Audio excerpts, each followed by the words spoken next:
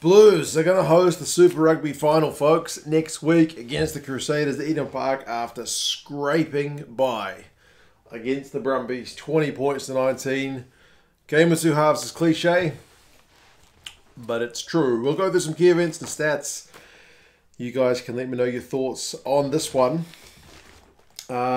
Pretty wet weather. It's been pretty miserable in Auckland for at least a week. The long-term forecast is also looking pretty ugly, to be honest. I'm not sure what the final is going to be like, but every day, as far as the forecast goes, is wet, and this game was no different. It was pretty wet.